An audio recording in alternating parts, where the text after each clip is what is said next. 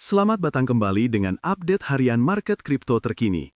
Hari ini kita akan bedah pergerakan Bitcoin dan altcoin setelah sentimen extreme fear mendominasi pekan lalu. Banyak yang bertanya, apakah kita sudah selesai koreksi atau ini baru permulaan? Kita lihat dari sudut pandang makro dan on-chain hari ini. 3 sentimen global utama, mulai dari The Fed US, Bank Sentral Eropa, hingga kebijakan likuiditas dari Tiongkok, semuanya saling tarik-menarik. Ditambah lagi, indikator siklus on-chain seperti Pi Cycle Top dan Puel Multiple masih memberikan lampu kuning, tanda bahwa kita belum memasuki fase euforia puncak. Tetap di sini, karena kita akan bongkar tuntas poin-poin krusial yang wajib kalian catat. Sebelum kita lanjut, perlu diingat bahwa semua konten yang disajikan di sini bersifat edukasi dan analisis pasar semata. Analisis ini bukan saran finansial, ajakan untuk membeli atau menjual, dan juga bukan sinyal trading. Pasar kripto sangat volatil dan berisiko tinggi. Keputusan investasi sepenuhnya ada di tangan kalian. Silakan gunakan analisis ini sebagai referensi tambahan dalam membuat keputusan yang terinformasi. Kita lihat kalender ekonomi yang relevan untuk pekan ini. Meskipun fokus kita di kripto, pergerakan makro sangat mempengaruhi likuiditas. Hari ini, ada RBA Meeting Minutes dari Australia dan data Unemployment Rate dari Inggris, diikuti oleh ZEW Economic Sentiment Index dari Jerman. Yang perlu dicermati, malam nanti ada data inflasi tahunan dari Kanada yang bisa memicu volatilitas. Kemudian, besok pagi, ada Balance of Trade dari Jepang. Namun bintang utama pekan ini tentu saja FOMC Minutes pada tanggal 19 Februari dini hari. Ini adalah catatan rapat The Fed yang akan memberikan insight lebih dalam mengenai arah kebijakan suku bunga mereka. Semua event ini berpotensi mempengaruhi dolar Amerika, yang secara tidak langsung akan berdampak pada sentimen risiko di pasar kripto. Kita masuk ke berita makro kripto yang pertama, yaitu dari Amerika Serikat. The Federal Reserve baru saja mengisyaratkan akan menahan sementara kenaikan suku bunga di tengah kekhawatiran inflasi. Keputusan The Fed untuk menahan kenaikan suku bunga ini sangat penting untuk pasar kripto, karena secara historis, suku bunga yang stabil atau rendah cenderung meningkatkan selera resiko investor. Ketika aset tradisional seperti obligasi kurang menarik, dana seringkali mengalir ke aset beresiko tinggi, seperti Bitcoin dan altcoin. Ini mengurangi tekanan penguatan pada dolar Amerika. Jika sentimen pasar bergeser ke arah aset beresiko, kita bisa melihat adanya dukungan harga yang cukup signifikan untuk Bitcoin dan Ethereum. Beralih ke Eropa, European Central Bank atau ECB juga mengambil langkah serupa, yaitu mempertahankan suku bunga kebijakan mereka di tengah tekanan inflasi yang persisten di zona euro. ECB menyatakan bahwa inflasi masih di atas target 2% mereka, didorong oleh harga energi dan gangguan rantai pasokan. Tindakan ECB ini memperkuat narasi kebijakan moneter yang hati-hati di Eropa. Kebijakan ini, meskipun dilandasi kekhawatiran inflasi, dapat memberikan dukungan lanjutan untuk aset beresiko. Dengan likuiditas yang tetap terjaga di Eropa, investor mungkin merasa lebih nyaman menempatkan modal mereka di pasar kripto.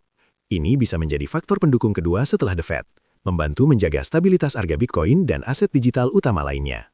Namun, ada sentimen kontra dari Asia, di mana People's Bank of China atau PBOC mengisyaratkan pengetatan moneter di tengah perlambatan pertumbuhan ekonomi.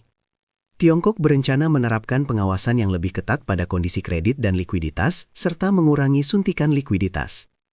Langkah pengetatan ini bisa berdampak signifikan pada pasar global, termasuk kripto. Ketika Tiongkok mengurangi likuiditas, sentimen risiko seringkali menurun, yang dapat menyebabkan volatilitas dan tekanan jual. Mengingat peran besar Tiongkok dalam ekosistem kripto, pengetatan ini berpotensi menciptakan tekanan turun, terutama jika sentimen risk-off menyebar cepat. Kita harus memantau bagaimana pasar bereaksi terhadap ketegangan antara kebijakan akomodatif di barat dan pengetatan di timur. Sekarang kita lihat suasana hati pasar melalui Fear and Greed Index. Saat ini, indeks berada di level 13, berada di zona extreme fear.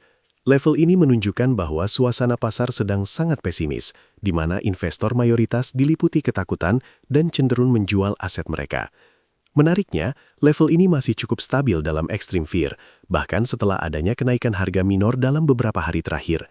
Kita mencatat, dalam seminggu terakhir, sentimen ini bertahan antara 8 hingga 13, mencerminkan keraguan yang sangat dalam di kalangan partisipan pasar. Extreme fear seringkali menjadi indikator kontrarian.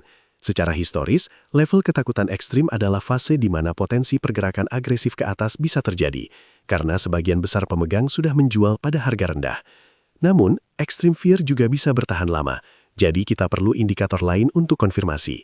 Kita pindah ke indikator siklus on-chain, dimulai dari Pi Cycle Top. Indikator ini menggunakan dua moving average, MA110 dan MA350 dikali 2 sebagai batas atas siklus. Saat ini, MA110 berada di $89.607,77, sementara MA350 dikali 2 berada di $199.907,36. Bitcoin berada jauh di bawah kedua garis tersebut, menandakan bahwa kita masih berada di fase awal hingga pertengahan siklus. Pi Cycle Top bekerja sebagai lampu peringatan yang menyala ketika kedua moving average tersebut berpotongan. Saat ini, gap antara kedua garis masih sangat lebar, menunjukkan bahwa kita masih jauh dari potensi puncak siklus. Ini memberikan konteks bahwa meski ada volatilitas tinggi, peluang untuk pergerakan harga yang lebih tinggi dalam jangka waktu yang lebih lama masih terbuka. Selanjutnya, kita bahas Puel Multiple, yang mengukur rasio nilai output harian para miner terhadap moving average tahunan mereka. Saat ini Puel Multiple berada di 0,94. Nilai ini biasanya berada di bawah 1 selama fase koreksi atau konsolidasi, yang sering disebut sebagai fase akumulasi. Level di bawah 0,5 mengindikasikan potensi dasar siklus, sementara level di atas 4 mengindikasikan puncak. Dengan nilai saat ini di 0,94, ini mengkonfirmasi bahwa kita berada di fase pemulihan setelah koreksi besar, atau masih dalam fase akumulasi yang stabil. Secara historis, pasar menghabiskan waktu yang substansial di area 1 sebelum lonjakan ke atas, menunjukkan bahwa saat ini bukanlah waktu euforia puncak, melainkan waktu yang penting bagi akumulasi oleh para pemain besar. Dari total 30 indikator siklus yang kita pantau, belum ada satupun yang memberikan sinyal puncak siklus. 3 indikator paling penting yang menonjol hari ini adalah MVRV Z-Score di 0,47, Bitcoin Bubble Index di minus 4,49, dan Mayer Multiple di 0,70. Semua indikator ini, yang secara historis efektif memprediksi puncak, masih berada jauh di area safe atau accumulate.